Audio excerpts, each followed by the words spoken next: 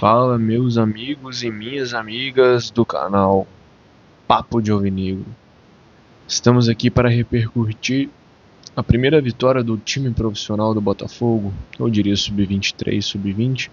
Enfim, aquele time que o clube mandou ao campo nessa noite de terça-feira, às 19h30, 2-0. Vamos comentar um pouco desse jogo aqui, o que foi esse jogo, quais as impressões, pontos positivos, negativos, jogadores que destacaram, outros nem tanto.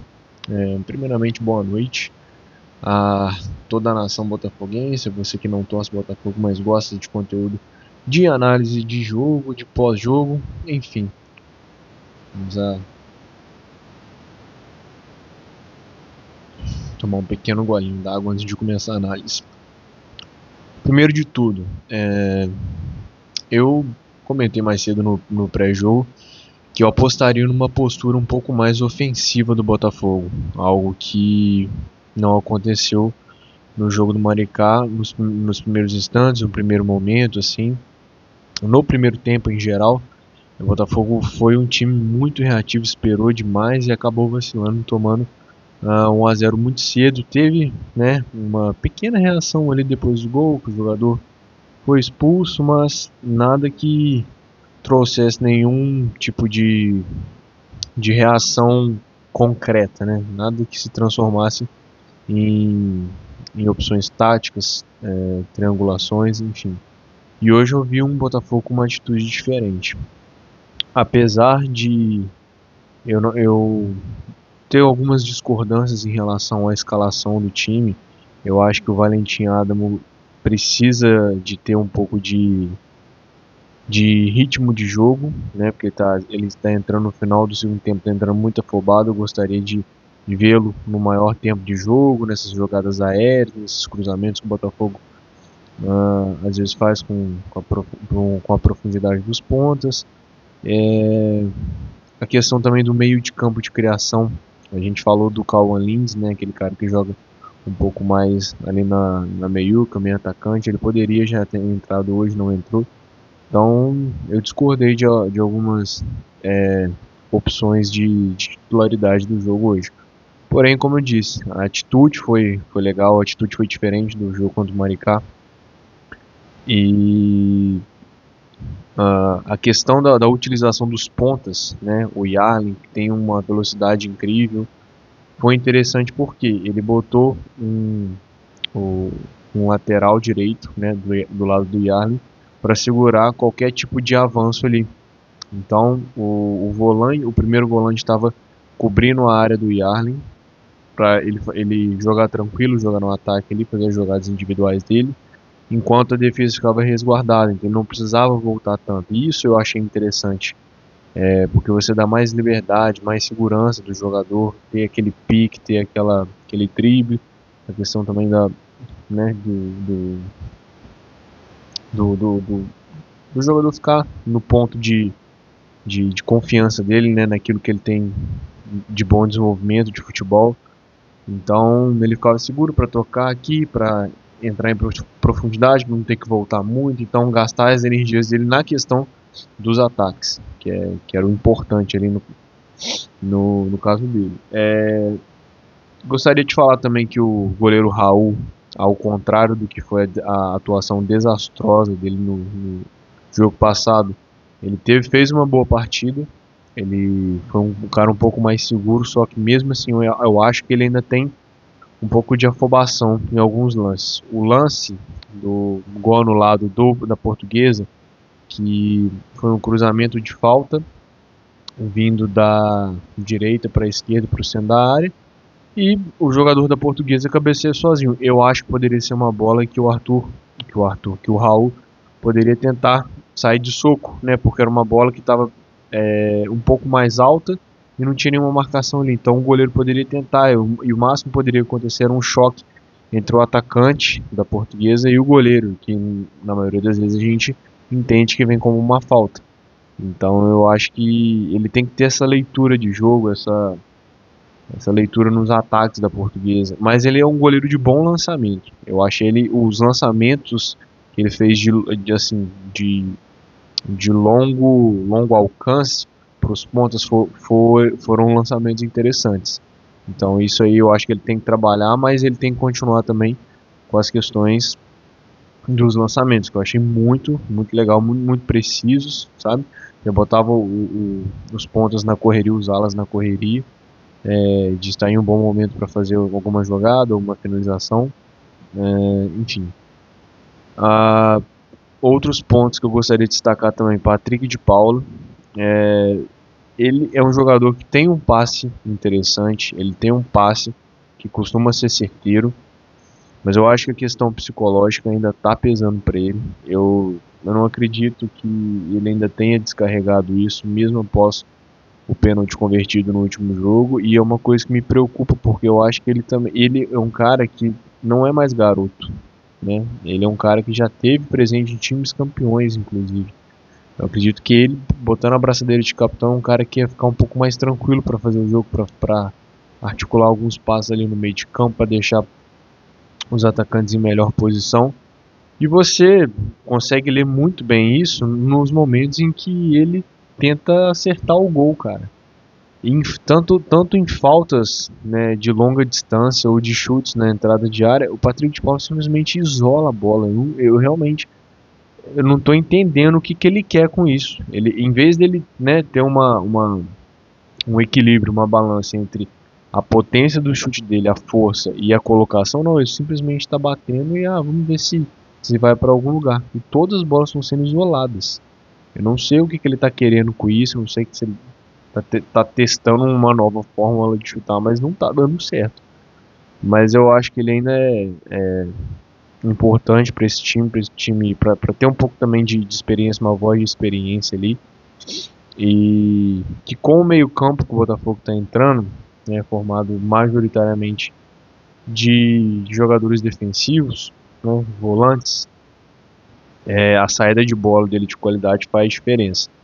E a grande surpresa, a boa surpresa da partida foi um jogador que não jogou bem no último jogo, que é o Cauê, mas que eu apontei aqui que era um bom jogador, tinha um bom chute de fora da área, um bom passe, e não é à toa que surgiu o primeiro gol nos pés dele. O Matheus Nascimento tenta uma jogada individual, a bola escapa, ele simplesmente chapa de primeira no canto direito do goleiro da Portuguesa. Isso dá uma acalmada no time, mostra que o time tem uma pressão mais arrefecida.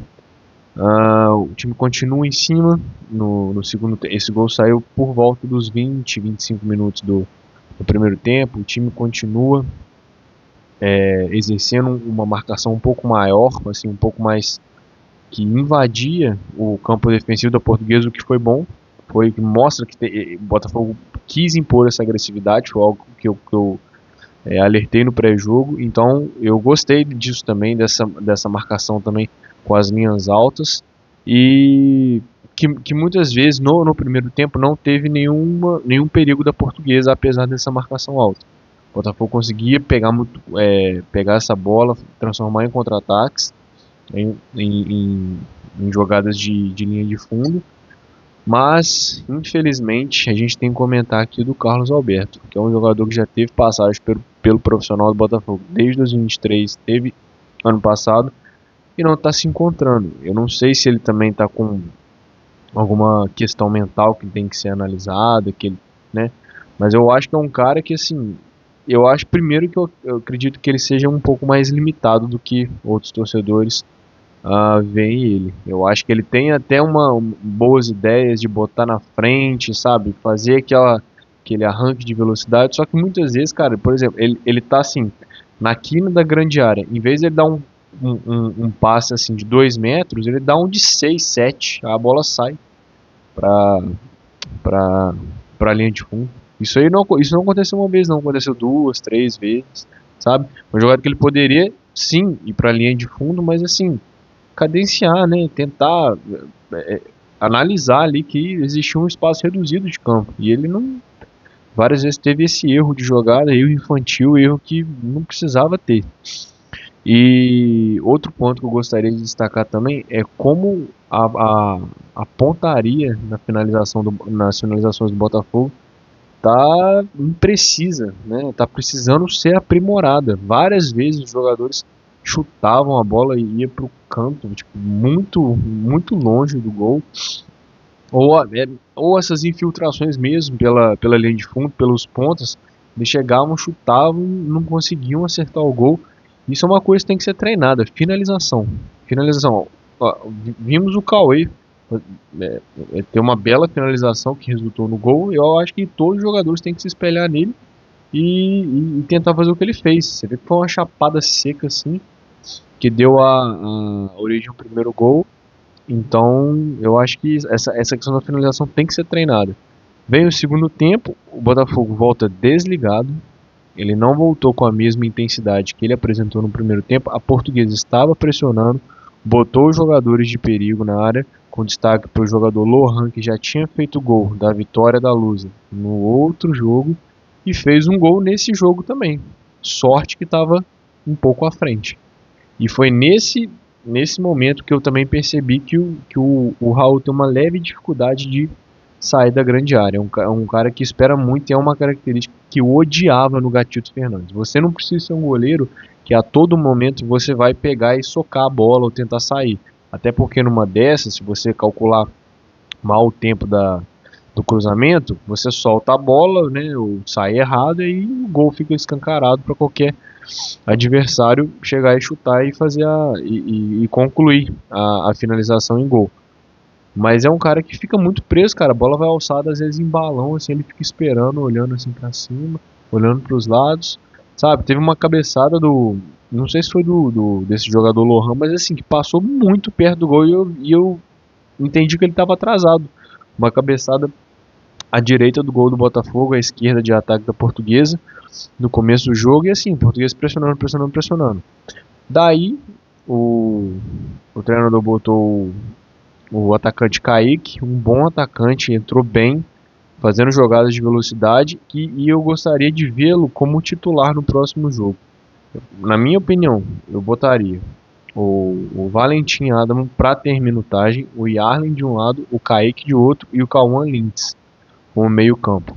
E atrás você botava o Cauê de segundo volante e o Patrick de Paula como esse primeiro volante, que é basicamente como ele está jogando hoje. Ele não está avançando tanto. Quando ele avança, ele vai até uma metade do meio de campo, assim, né? Fora aqueles chutes que ele dá, mas não é um cara que está avançando tanto assim. Eu acho que poderia ser essa linha ofensiva de ataque e de meio campo e ataque do Botafogo no próximo jogo. O menino entrou, teve um passe açucarado, não lembro de quem foi. Vocês me perdoam, mas não lembro de quem foi. Mas entrou livre. Eu achei inclusive que ele ia trocar pro Matheus Nascimento. O Matheus Nascimento empurrar pro gol. Mas não, ele confiou, chutou, passou por baixo do goleiro. 2-0 Botafogo. Foi assinalado impedimento para depois o VAR conferir que estava tudo certo. Teve um terceiro gol também, com uma bonita jogada construída, também pelo Kaique, que ele deu assistência para o Matheus Nascimento fazer o gol, mas esse aí realmente ele estava à frente. E o Matheus Nascimento não dá sorte, né, cara? Quando ele consegue fazer um gol assim de mão beijada, acontece que estava impedido. Mas de forma geral, o time se comportou melhor, o time teve realmente uma imposição que era aquilo que eu queria, pô, você tá jogando em casa, né? A gente não sabe quantos jogos serão jogados no Newton Santos nessa fase inicial com os garotos. Você tem que aproveitar a oportunidade, tentar também fazer saldo de gols nesse início. Tivemos um pequeno problema na hora de finalizar o vídeo, né? Eu já estava caminhando para o final, mas é isso, é questão de a gente conseguir fazer um saldo bacana de gols. O time principal estreia contra o Fluminense num clássico, então a gente não sabe como virar esse time, se ele terá ritmo, se não tá. Então ter algumas vitórias contra alguns times pequenos agora vai ser muito interessante.